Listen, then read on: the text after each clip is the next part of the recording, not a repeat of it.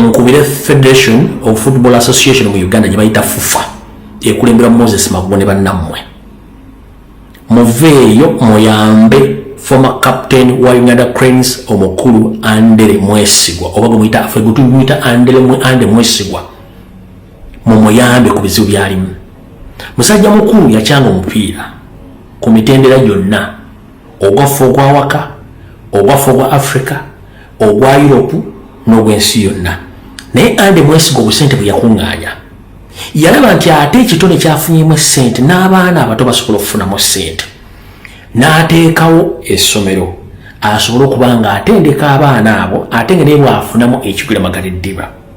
Nga bw'omanyi nti ensimbi tezikuŋŋaanyizika, Ande bambi yagezaako gendako mu bittavu afune ssente asobole okutandika projekiti eno.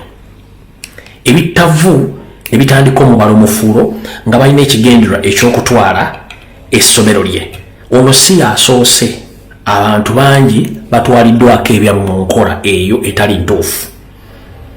Ande Mwesigwa yeekubidde omulanga zigenda kuwera wiiki 2. Simulabayo wa FUFA avaayo gamba tugenda kuyamba Ande Mwesigwa.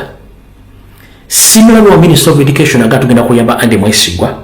Simulabayo mukungu wa Bank of Uganda agamba tugenda kuyamba Ande Mwesigwa mu nsonga okuinvestigatinga bank eno ne bamanirenda bakola baki. Simulabayo Minister of Education ng'evuddeyo kubanga Ande Mwesigwa Sports Academy eri part and parcel of Minister of Education and Sports. Naye bonna basirise Ande Mwesigwa ali mu kunyigirizibwa n'abaana bangi nnyo. Singa Ande Mwesigwa batwala essomero lye ekyo ekyokulabirako kigenda kuba kigenda eri abantu ti mu Uganda tosobola kuinvestingamu wadde okukola mu project noba nga oli safe. Singa project ye anaagitwala mu ggwanga ery'omuliraano n'abeera successful fe abaana baffe tugenda tuba tubalese luddawa. Lwaki tuleka bannabitone? Lwaki tuleka bannayuganda abadde n'obusobozi obusookawo okuteekawo bizinesi okulabirira n'okuwa emirimu n'okutendeka bannaffe okuba nti abantu bante bayambibwako?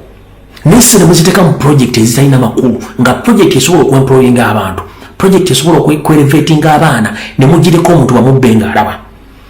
Nga sinagenda wala nnyo ebitongole byensabye nsaamuvuyo muyambe former captain wa Uganda Ande Mwesigwa ate si ye yekka. Njagala nsooke mbawa akatambi kano mukawulire then nze ndyoke nzije nnyongereko ebyange oluvannyuma.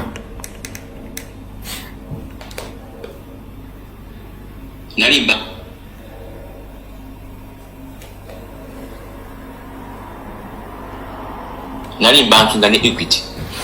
Wait a minute.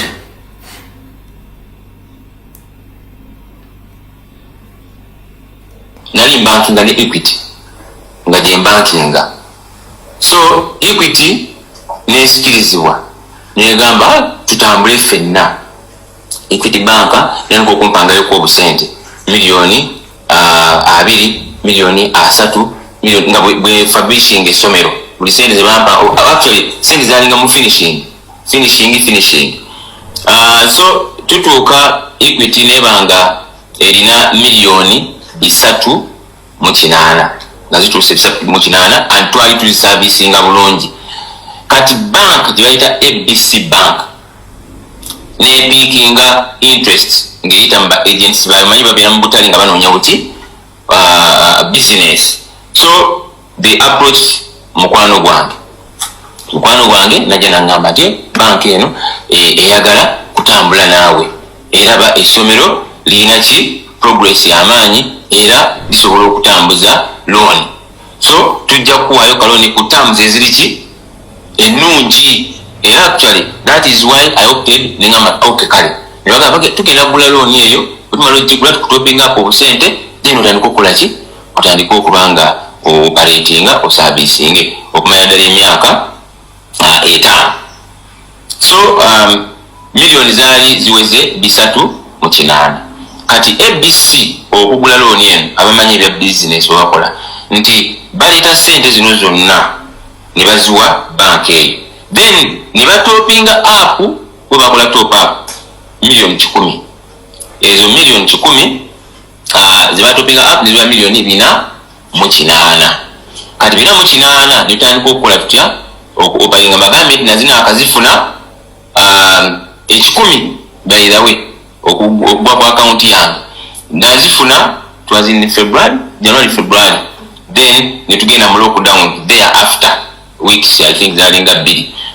Yeah. So niziwera milioni 408 niziba nitandika operating tugwa mu lockdown naye twasigala tuwaayo mu lockdown because that is what the bank was saying nti mubeere nga muteekayo tetuyinza kubeerawo nga so nitubera tuteekayo milioni 5 10 like that mu lockdown. Kati tumaliriza lockdown tugulawo official nenkwata emiliyoni 2.3 ezembagambye nti nasasula nenzija looni muki mu areas zaali miliyoni 2.3. So wonna omugatte bw'ogattako ne sente zetuwadde bank ne taamu ewedde because wetwakoma okusasula eno taamu kasita batandika okutukyankalanya ne tusitopinga okukola ki okubanga tusasula naye taamu ewedde twasula miliyoni 40. So awamu twakasasula miliyoni eziwera 4 ku looni eyo. Okay.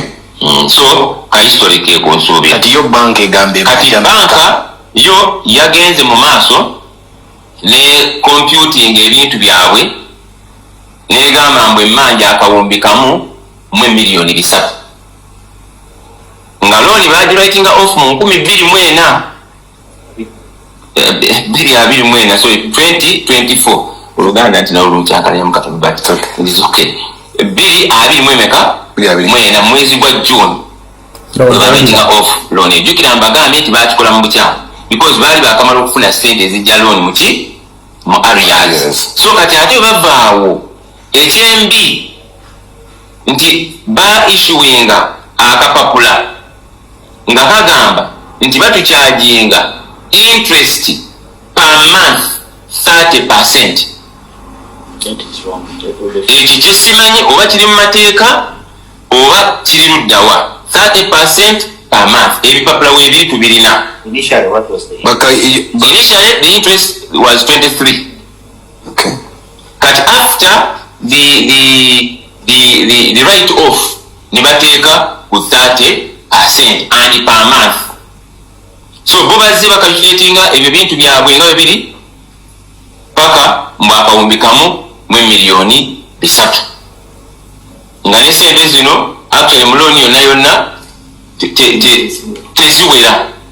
Naye saawa za kakati bagamba zezikola zitya oba ng'obaze esente zitwalirimenti okubanga tusasula butaloni etandika n'amagoba gabwe kwegayi teziwera miliyoni teziwera biliyoni 1 mu miliyoni 3. So awe tugambidde nti wetuviiriddeyo nti wano waliwo obutali bwenkanya mulimu obukumpanya era n'okwagala okubanga fetufiirizibwa. So kati gwe mulango ogwo esente zezo nsubira muzitegedde okuva ku miliyoni 3.8 kati bagamba ziri biliyoni 1 mu miliyoni 3 nga twakabasasulako emiliyoni eziwera 4. Alright. Oye former captain wa Uganda Cranes muganda affe Andy Mwesigwa nga ali mu miranga olw'okuba nti banka ne bamandirenda bagala tutwala ebintu bye ku sente zeyabeewolako zebatandise okukyanga okutuuka mu kawumbikamu obukadde 3 nga teyagamba sente zebamubanja ntono nnyo kwezo zeboogera. Bwe mba muwulira ebigambo nga maze obbiwulira comrade oba muganda affe Andy Mwesigwa si yali mu mbeera yokka, abantu bangi bali mu mbeera eyo. Naye nga ekiviiriddeko ekyo bana baleeta system ba Uganda ne build Uganda tebaamanya wa we basobola kuyambira bannayuganda kuzimba Uganda. Imagine omupiira gwa Uganda gukyali wansi to the extent bw'onoonya bannayuganda mu nsi yonna abasama omupiira gw'ensimbi nga bafuna ssente empitirivu bakubula.